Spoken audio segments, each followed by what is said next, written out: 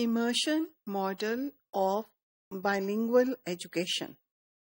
Now, what is this immersion model of bilingual education? Immersion model within bilingual education is both similar to monolingual immersion teaching model and yet different from it. It is similar to it because they over here also only one language at a time is being used to teach any subject or in any classroom.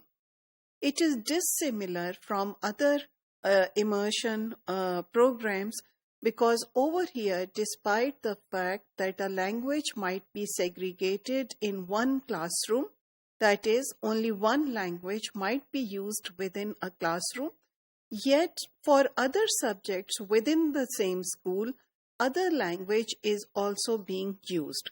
So within a bilingual education, two different languages are allocated to different subjects, but within those periods when those subjects are being taught, it is encouraged that no other language should enter or trespass each other's space. So what is the point of this immersion model? The goal of this immersion model is to develop both languages.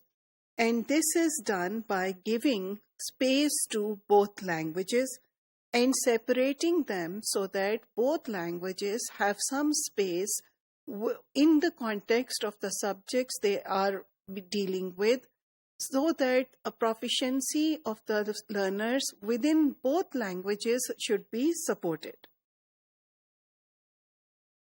Now, this is based on the assumption that languages are best taught in isolation. So, if bilingualism also has to be developed, then both languages have to be isolated from each other and given equal attention. So, this is monolingual immersion type of model where, as we said, that different classrooms are assigned for immersion in one or the other languages. And the point is to support independent use of languages by the students. Now, wherever immersion model of teaching and learning is used, then there is a very clear and explicit institutional policy regarding it. So the institution is very clear which subjects, which teachers, which classrooms are going to be used for which languages. And it is argued that this type of model might be very helpful, especially when the aim is revitalization of a minority language. It is argued by Fishman that if we want to revitalize a minority language, and if we allow code switching too much in this minority language, then the students might or the learners might make a shift towards the majority language, and the revitalization aim of the language might not be met. Now, this is not just about the revitalization of minority languages where this program is used. It is also used in prestigious elite bilingual education programs, for instance, where you learn French or any modern language which the students are taught, and they are encouraged only to use that language within that classroom.